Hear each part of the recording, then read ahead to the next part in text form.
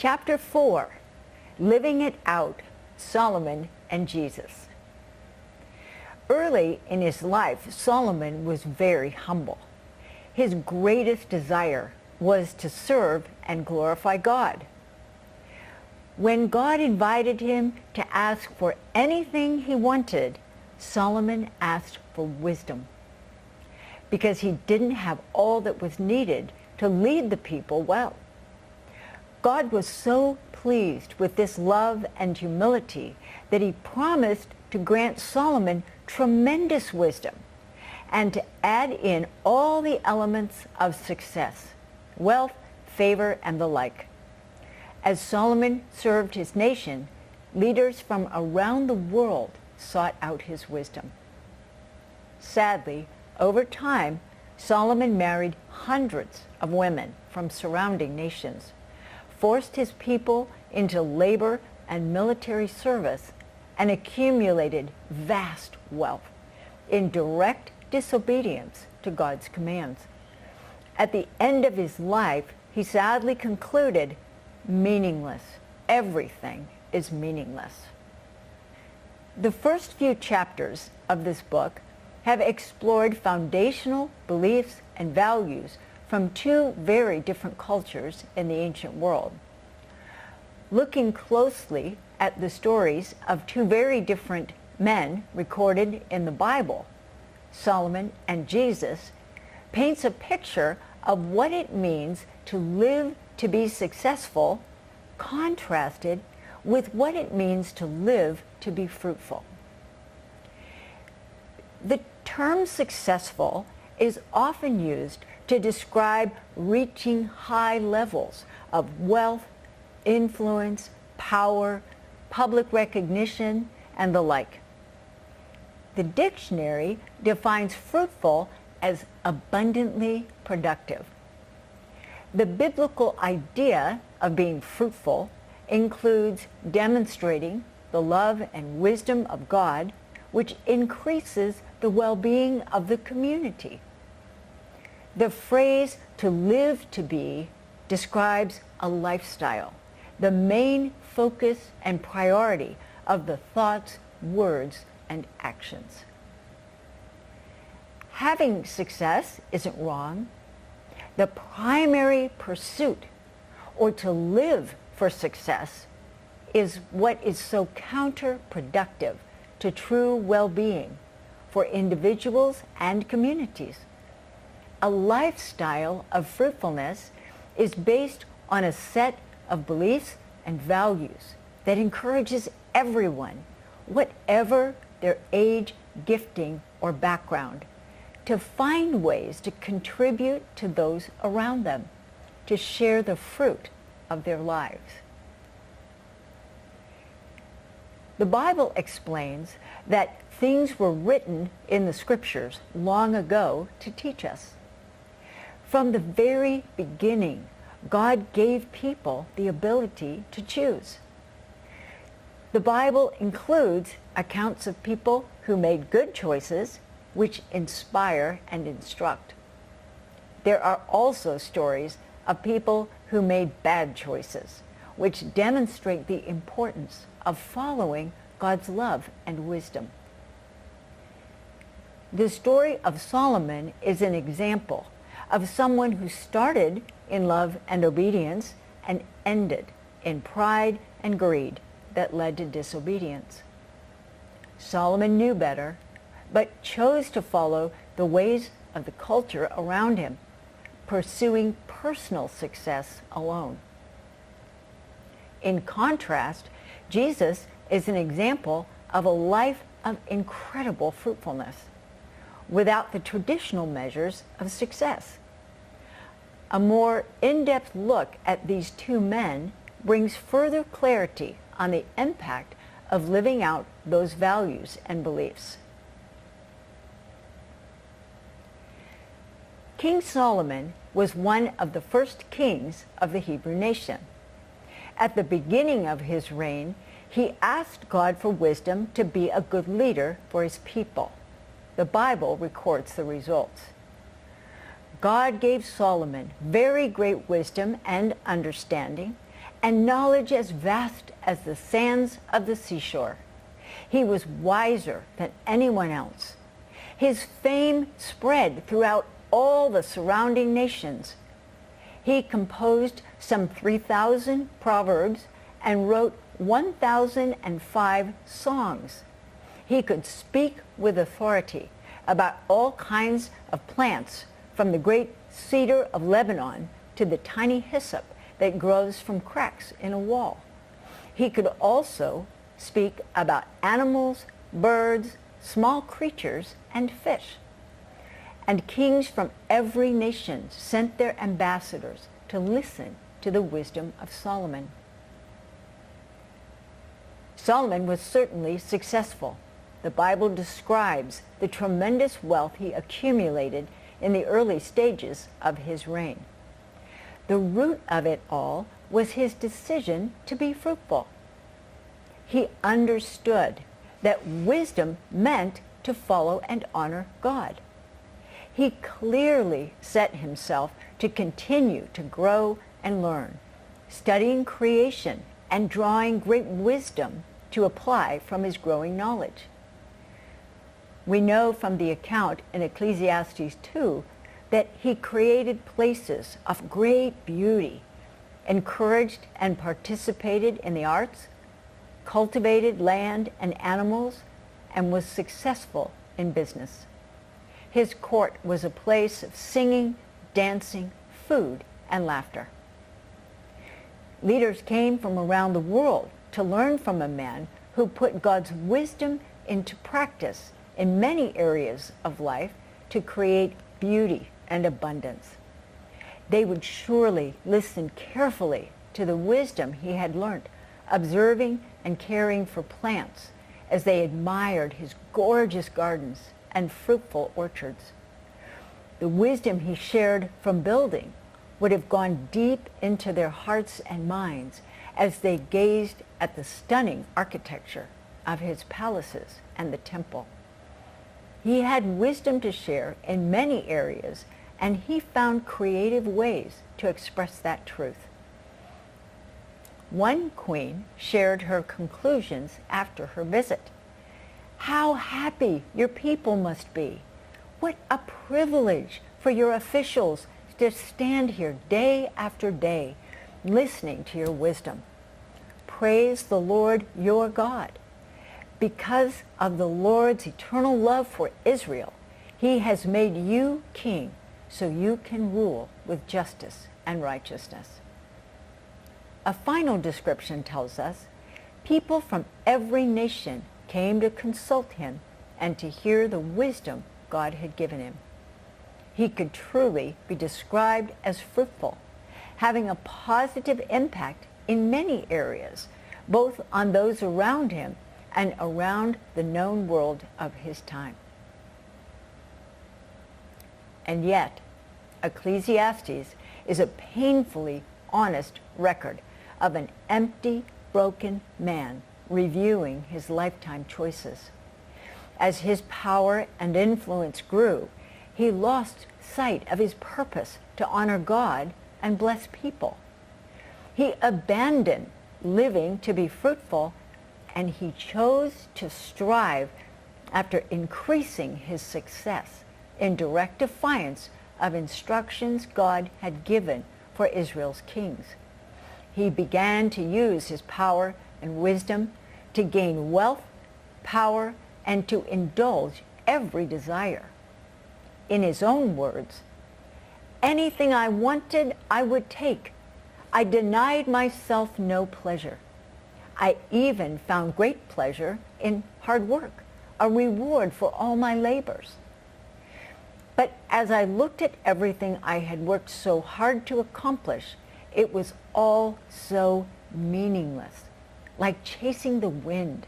There was nothing really worthwhile anywhere."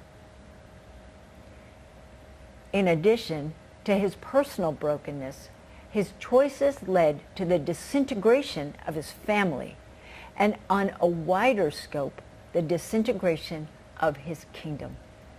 After he died, his son Rehoboam rejected his father's counselors and tried to rule even more harshly than his father. He is described as cruel and greedy, exploiting the people to maintain his lavish lifestyle. 10 of the 12 tribes that made up the nation of Israel refused to live under his authority. This division of the land remained throughout their history. It is a sobering truth that choices affect more than an individual in the moment. Consequences can last for generations. Solomon's life demonstrates a number of key truths. Fruitfulness comes from living out of a set of values, a mindset, a purpose. Solomon began his reign determined to be fruitful, to honor God by serving his people in love and wisdom, and to develop his abilities and resources into beauty and productivity.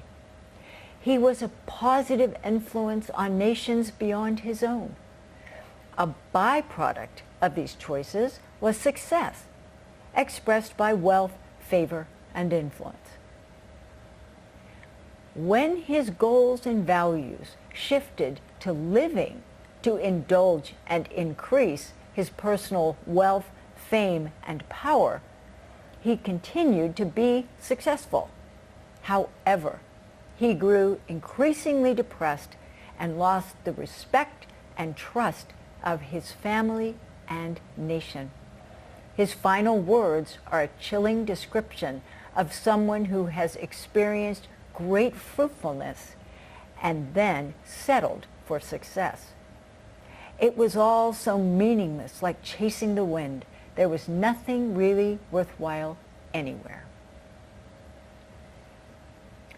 Solomon's story is a sobering one. The impact of these truths grows as the life of Solomon is contrasted with that of a very different man. Regardless of one's religious beliefs, Jesus is widely recognized as a remarkable individual whose legacy has brought change across the globe in the roughly 2,000 years since his death and resurrection.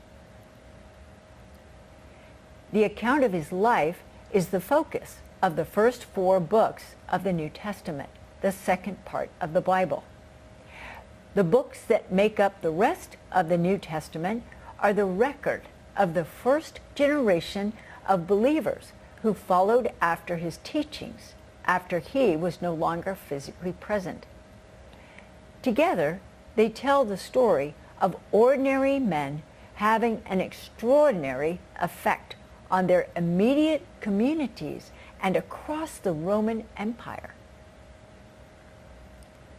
His extraordinary impact invites the question of what allowed him to achieve these results. Jesus was born to a young couple who lived in a small village in a region generally treated with contempt by fellow Israelites. "Can anything good come out of Nazareth?" was a common proverb quoted about his hometown. In his lifetime, the Jewish people were one of many peoples under Roman occupation. Due to threats against his life, Jesus' family had to flee to Egypt after he was born. He spent his earliest years as a refugee. His natural father was a carpenter, a respectable but not honored position. He would have received the same education as any Hebrew boy of that time, as described in chapter 2. He would have memorized the Torah and been part of discussions about its meaning and application to life. There is no record of his receiving any further formal education. That's it. No advanced formal education, no wealth or status. His father died before he reached 30 years of age, so he may not have had the benefit of a father who could open doors of opportunity for his son. At the end of his life, he was executed as a criminal. His is not a profile for success. He chose followers with a similar background. In contrast to the Greek model, they were not chosen from among the elite wealthy families. They were Hebrew men from neighboring communities with a range of vocations. Most were fishermen. One was a hated tax collector who collaborated with the oppressive Roman government. This particular group of men had nothing to commend them or suggest that they would have any capacity for influence beyond their community, perhaps their region. And yet, after Jesus left the earth, these same men were brought in for questioning about the incredible power of miracles and persuasive speech that was convincing many to join their ranks. The highly educated, powerful religious leaders called them in to silence them. The text speaks eloquently of the impression these men made. The members of the council were amazed when they saw the boldness of Peter and John, for they could see they were ordinary men with no special training in the scriptures. They also recognized them as men who had been with Jesus. These men went on to lead a movement that has spread around the world over the past 2 millennia. Communities around the world have been impacted as followers of Jesus have been active in transforming government, launching scientific discovery and innovation, and begun countless works to serve the poor and needy, including hospitals and schools. It's important to note that believers have been the subject of tremendous persecution and adversity. They come from across the range of society's ranks. There's no criteria to fulfill to follow Christ, only the desire to do so and the determination to live in love and obedience to his teaching. During his final evening with his 12 disciples, he washed their feet, the action of a common household servant. He explained that he was showing them how they were to love and serve others. This was the teaching and example that transformed these simple men.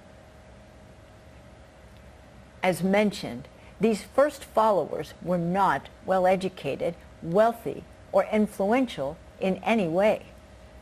Jesus' methods of educating these men hold keys to how they developed into those who would change their world. Jesus' methods were an application of the model and instructions given the Hebrew people from their earliest experiences with their God.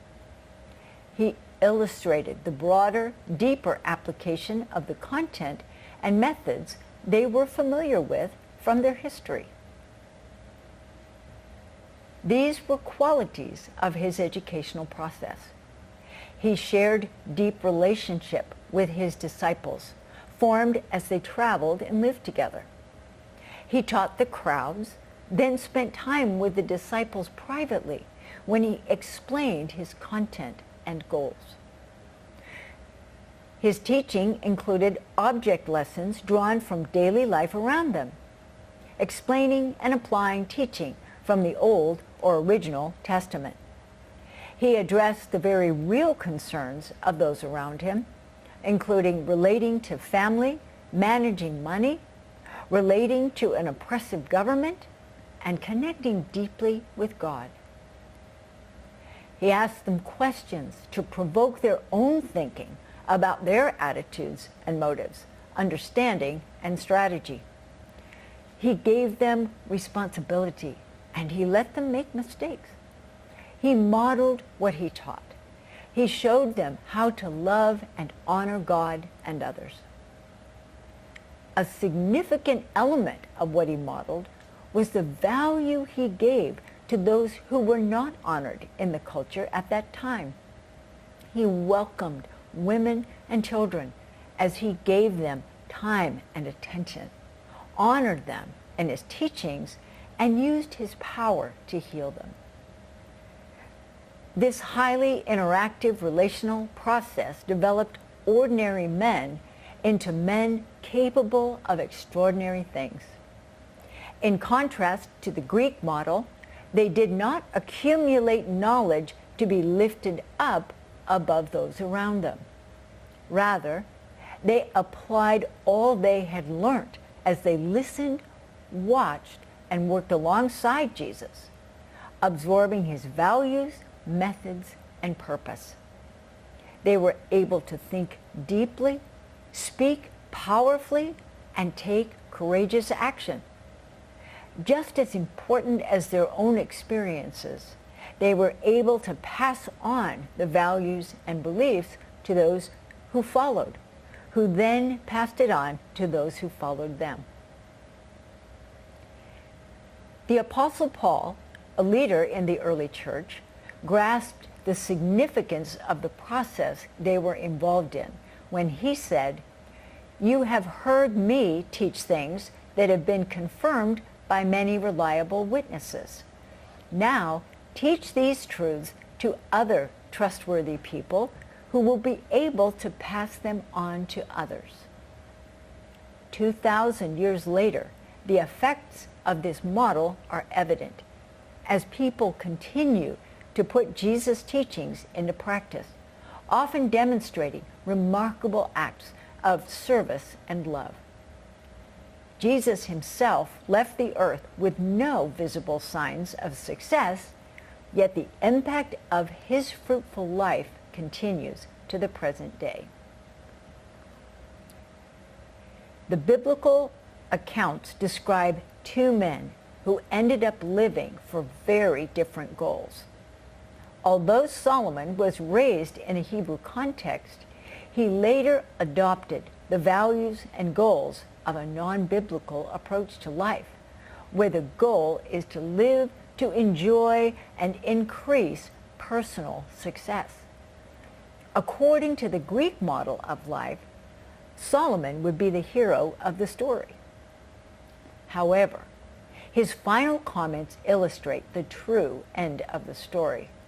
Success may feel good, but it does not fulfill the deep longing of the human heart, which was designed to be fruitful.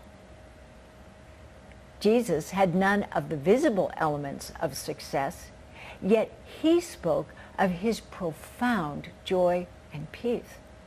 His fruitfulness has brought immeasurable benefits to humanity across the world and through the centuries.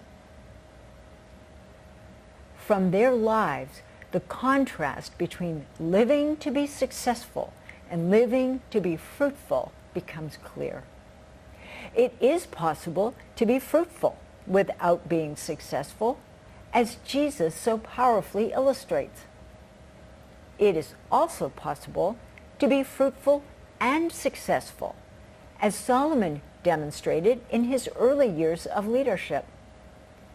And it is possible to be successful and not fruitful, the sad story of his later years.